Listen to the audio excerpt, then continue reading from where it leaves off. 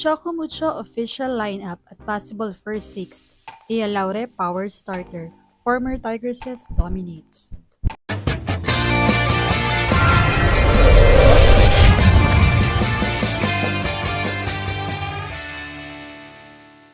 What's up, Volleyball Nation? Welcome back to my YouTube channel. Narito ako para magbigay sa inyo ng updates tungkol sa mundo ng volleyball. Pero bago yan, don't forget to subscribe and hit the notification bell para updated ka sa aking mga videos. Papalapit na nga ang inaabangang PBL ngayong 2026 kung saan magbabakbakan na muli ang mga teams na naghahangad na magreyna ngayong All-Filipino Conference. Isa nga sa tinitingnan ngayon na team ay ang Choco Mucho Flying Titans kung saan sila nga ang nakakuha kay Ea Laure na matagal nang hindi nakapaglaro at inaabangan ng marami sa kanyang pagbabalik on court. Ang Choco Mucho Flying Titans ay isang matatag at disiplinadong koponan na dumaan sa maraming pagsubok. Mula sa mga injury, heartbreaking losses, hanggang sa mga pagkakataong muntik na silang umabot sa rurok pero kinapos. Ngunit sa kabila nito, patuloy silang bumabangon at mas tumitibay bilang isang team. Hindi sila umaasa sa iisang bituin kundi sa solid na sistema, maayos na depensa at matibay na samahan na hinubog ng kanilang mga pinagdaanan. Ang bawat pagkatalo ay nagsilbing aral na humulma sa kanilang mental toughness at maturity sa loob ng court. Dahilan kung bakit nanatili silang isang lehitimong contender at respetadong koponan sa PBL. Kaya naman narito ang official lineup at ang first six ng Choco Mucho Flying Titans. Para sa mga outside hitters, nandiyan pa rin ang serbisyo ni Isa Molde,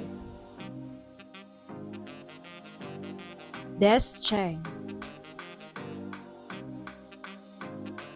Regine Arocha, Mean Mendres, at ang newest and power addition ng Titans na si Ea Laure. Kasama si beach volleyball gold medalist Cici Rondina. Habang sa opposite hitter naman ay nariyan pa rin si Kat Tolentino.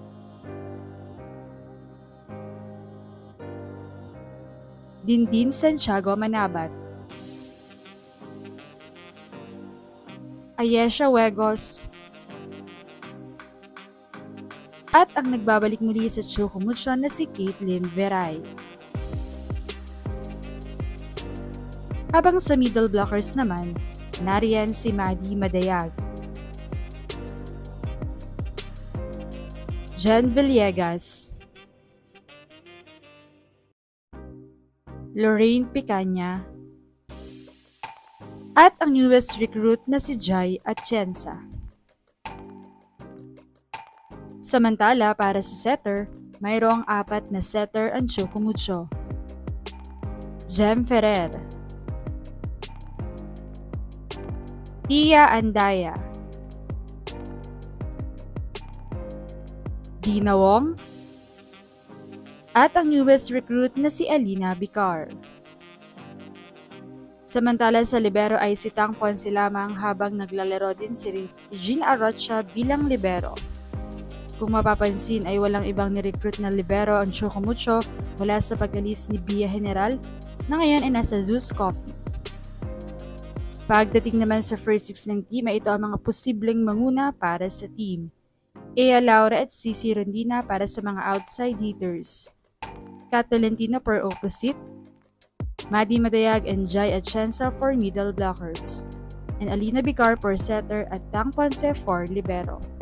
Kaya naman, anong masasabi niyo dito? Leave a comment below. Thank you for watching and don't forget to subscribe.